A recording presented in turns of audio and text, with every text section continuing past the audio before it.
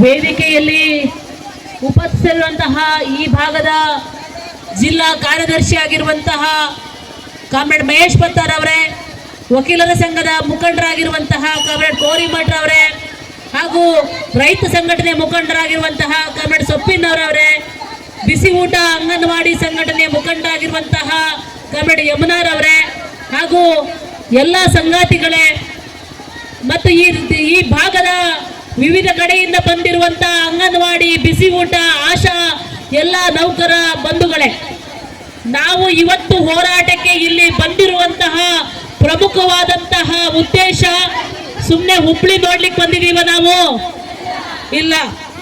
ಈ ಹೋರಾಟಕ್ಕೆ ಬರುವ ಮೊದಲೇನೆ ಕರ್ನಾಟಕ ರಾಜ್ಯದ 4 ಸೆಂಟ್ರಲ್ ಮಿನಿಸ್ಟರ್ಗಳು ಯಾರಿದ್ದಾರೆ, ಕುಮಾರಸ್ವಾಮಿ ಅವರು, ಪ್ರಹ್ಲಾದ್ ಜೋಶಿ ಅವರು, ಹಾಗೇನೆ ಶೋಭಾ ಕರಂದ್ಲಾಜೆ ಅವರು ಮತ್ತು ಸೋಮಣ್ಣರವರು 4 ಕೇಂದ್ರ ಸಚಿವರಿಗೆ ನಮ್ಮ ಮನವಿಯನ್ನ ನೀಡಿ ನಮ್ಮ ಬೇಡಿಕೆಗಳ ಬಗ್ಗೆ ಮನವರಿಕೆಯನ್ನ ಮಾಡಿದೀವಿ. ಇಲ್ಲಿ ಸಹ ಒಂದು 15 ದಿವಸದ ಹಿಂದೆ ಪತ್ರಿಕಾಗೋಷ್ಠಿಯನ್ನ ಕರೆದು ನಮ್ಮ ಬೇಡಿಕೆಗಳ ಬಗ್ಗೆ ಮನವರಿಕೆಯನ್ನ ಮಾಡಿದೀವಿ ಮತ್ತು ಅವರಿಗೆ ಸಂಬಂಧಪಟ್ಟವರಿಗೆ ಮನವಿ ಪತ್ರವನ್ನು ಕಳಿಸಿದೀವಿ. ನಾವು ಹೋರಾಟಕ್ಕೆ ಬರುವಂತಹ ಸಂದರ್ಭದಲ್ಲಿ ಈ ಭಾಗದಿಂದ ಆಯ್ಕೆಯಾಗಿ ಹೋಗಿರುವಂತಹ ಪ್ರಹ್ಲಾದ್ ಜೋಶಿ ಸರ್ ಅವರು ನಮ್ಮ ಭಾಗಕ್ಕೆ ಇಡೀ ಹೆಣ್ಣುಮಕ್ಕಳು ಬೇರೆ ಬೇರೆ ವಿಭಾಗದಿಂದ ಬರ್ತಾರೆ, ನಮ್ಮ ಸಮಸ್ಯೆಗಳೇನು ಅನ್ನೋದನ್ನ ಆಲಿಸಲಿಕ್ಕೆ ಅವರು ಇರಬೇಕಿತ್ತು. ನಮ್ಗೆ ಗೊತ್ತಿದೆ ಡೆಲ್ಲಿಯಲ್ಲಿ ಇವತ್ತಿನಿಂದ ಸೆಷನ್ ನಡೀತಾ ಇದೆ ಅನ್ನೋದು ನಮಗೆ ಗೊತ್ತಿದೆ. ನಾವು ಹೋರಾಟಕ್ಕೆ ಬರುವ ಮೊದಲನೇ ನಿಮಗೆ ನಮ್ಮ ಬೇಡಿಕೆಗಳ ಬಗ್ಗೆ ಮನವರಿಕೆಯನ್ನು ಮಾಡಿದೀವಿ. ಆ ಸೆಷನ್ ನಲ್ಲಿ ನಮ್ಮ ಬೇಡಿಕೆಗಳ ಬಗ್ಗೆ ನೀವು ಮಾತಾಡ್ತೀರಾ ಅನ್ನೋದು ನಮ್ಮ ಮೂಲಭೂತವಾದಂತಹ ಪ್ರಶ್ನೆ. ಕಳೆದ 2018ರಿಂದ ಕೇಂದ್ರ ಸರ್ಕಾರ ಬಿಸಿ ಊಟ ಅಂಗನವಾಡಿ ನೌಕರರಿಗೆ 1 ರೂಪಾಯಿ ಸಹ ವೇತನವನ್ನ ಜಾಸ್ತಿ ಮಾಡಿಲ್ಲ. ಕಳೆದ 2009ರಿಂದ ಬಿಸಿ ಊಟದ ನೌಕರರಿಗೆ 1 ರೂಪಾಯಿ ಕೂಡ ಜಾಸ್ತಿ ಮಾಡಿಲ್ಲ. 2018ರಿಂದ ಆಶಾ ನೌಕರರಿಗೆ 1 ರೂಪಾಯಿ ಜಾಸ್ತಿ ಮಾಡಿಲ್ಲ. ಈ ದೇಶದ ಹೆಣ್ಮಕ್ಳ ಬಗ್ಗೆ ನೀವು ಮಾತಾಡ್ತೀರಿ, ಬೇಟಿ ಬಚಾವೋ ಬೇಟಿ ಪಡಾವೋ ಅಂತೀರಿ, ಹೆಣ್ಮಕ್ಳ ಸಬಲೀಕರಣದ ಬಗ್ಗೆ ಮಾತಾಡ್ತೀರಿ, ಹೆಣ್ಮಕ್ಳನ್ನ ಮಾತೆಯರಾಗಿ ನೋಡ್ತೀರಿ, ಇಡೀ ದೇಶದಲ್ಲಿರುವಂತಹ ಹೆಣ್ಮಕ್ಳು ನಮ್ಮ ಅಕ್ಕ ತಂಗಿಯರಂತ ಹೇಳ್ತೀರಿ. ಈ ಭಾಗದಲ್ಲಿ ಕೆಲಸ ಮಾಡ್ತಿರುವ 56 ಲಕ್ಷದ ಹೆಣ್ಮಕ್ಳು ನಿಮ್ಗೆ ಯಾರು ಹೆಣ್ಮಕ್ಳಾಗಿ ಕಾಣಿಸ್ಲಿಲ್ವಾ ಅನ್ನೋದು ನಾವು ಕೇಳ್ತಾ ಇದ್ದೀವಿ. ನಿಮಗೆ ಯಾಕೆ ಇವತ್ತು ಈ ಭಾಗದಲ್ಲಿ ಕೆಲಸ ಮಾಡ್ತಿರೋ ಬಗ್ಗೆ ತಾರತಮ್ಯ ಅಂತ ಕೇಳ್ತೀವಿ. ಬೇರೆ ಬೇರೆ ನಿಮ್ಮ ಮಿನಿಸ್ಟರ್ಗಳಿಗೆ ನೀವು ವೇತನವನ್ನ ಜಾಸ್ತಿ ಮಾಡ್ಕೋತೀರಿ, ಸರ್ಕಾರಿ ಇಲಾಖೆಯಲ್ಲಿ ಕೆಲಸ ಮಾಡೋರ ಬಗ್ಗೆ ನಿಮಗೆ ಕಾಳಜಿ ಇರುತ್ತೆ. ಇಡೀ ಆಹಾರವನ್ನ, ಆರೋಗ್ಯವನ್ನ, ಶಿಕ್ಷಣವನ್ನ, ಈ 3 ವಿಭಾಗವನ್ನ ನಾವೇನೇ ಕಾಪಾಡ್ತಾ ಇರೋದು. ನಾವಿವತ್ತು ಸರ್ಕಾರಕ್ಕೆ ಹೇಳಬೇಕಾಗಿದೆ, ನಾವಿವತ್ತು ಕೆಲಸವನ್ನ ಮಾಡ್ಲಿಲ್ಲ ಅಂತಂದ್ರೆ ಈ 3 ವಿಭಾಗವನ್ನ ಇವತ್ತು ನೀವು ಯಾರು ಹೇಳ್ಕೊತಾ ಇದ್ದೀರಿ. ಶಿಕ್ಷಣಕ್ಕೆ 2ನೇ ಆದ್ಯತೆ ಬಿಸಿ ಊಟದ ಯೋಜನೆ, ಪೌಷ್ಟಿಕ ಆಹಾರವನ್ನ ಕೊಡೋದ್ರಲ್ಲಿ ಅಂಗನವಾಡಿ 1ನೇ ಸ್ಥಾನ, ಆರೋಗ್ಯವನ್ನ ಕಾಪಾಡ್ಲಿಕ್ಕೆ 3ನೇ ಸ್ಥಾನ ಅಂತ ಏನು ಆಶಾದವರ ಬಗ್ಗೆ ಮಾತಾಡ್ತೀರಿ. ಈ ನೌಕರರನ್ನ ಯಾಕೆ ಕಡೆಗಣಿಸಿದಿರಿ? ನಿಮ್ಮ ಉದ್ದೇಶ ಏನು? ಕೇಂದ್ರ ಸರ್ಕಾರದಲ್ಲಿ ಬೇರೆ ಬೇರೆ ಎಲ್ಲದಕ್ಕೂ ಹಣವನ್ನ ವ್ಯಯ ಮಾಡ್ಲಿಕ್ಕೆ ನಿಮ್ಮ ಹತ್ರ ಹಣ ಇರುತ್ತೆ. ಆದ್ರೆ ಇಡೀ ದೇಶದ ಬೆನ್ನೆಲುಬಾಗಿ ಕೆಲಸ ಮಾಡ್ತಿರುವಂತ ಅಂಗನವಾಡಿ ನೌಕರರಿಗೆ, ಬಿಸಿ ಊಟದ ನೌಕರರಿಗೆ, ಆಶಾ ನೌಕರರಿಗೆ ವೇತನವನ್ನು ನಾವು ಏನು ಕೇಳಿದೀವಿ? ನಿಮ್ಮ ಕುರ್ಚಿಯನ್ನ ಕೇಳಿಲ್ಲ ಸ್ವಾಮಿ.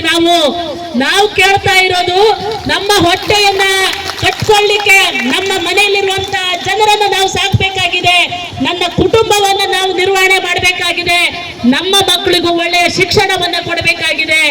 ಅದನ್ನು ಕೊಡಬೇಕು ಅಂತಂದ್ರೆ ನೀವೇನು ನಮಗೆ ಪುಕ್ಸಟೆ ಕೊಡೋದು ಬೇಕಾಗಿಲ್ಲ. ನಾವು ಯಾವ್ದು ಸರ್ಕಾರಿಯ ಗುಲಾಮರಲ್ಲ, ನಾವು ದುಡಿತಾ ಇದ್ದೀವಿ, ಅದಕ್ಕೆ ವೇತನವನ್ನ ಕೊಡಿ ಅಂತ ಹೇಳಿ.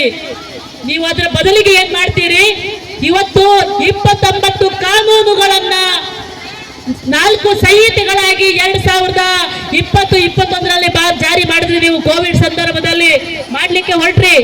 ನಾವು ಇಂಪ್ಲಿಮೆಂಟ್ ಮಾಡಲ್ಲ ಅಂತ ಹೇಳಿ ಒಳಗೇನೆ ಇವತ್ತು ಕಾರ್ಮಿಕ ಸಂಹಿತೆಗಳನ್ನ ರಾಜ್ಯದ ಎಲ್ಲಾ ಕಡೆಯಲ್ಲಿ ಜಾರಿ ಮಾಡಿದಿರಿ 4-5 ದಿವಸದ ಹಿಂದೆ.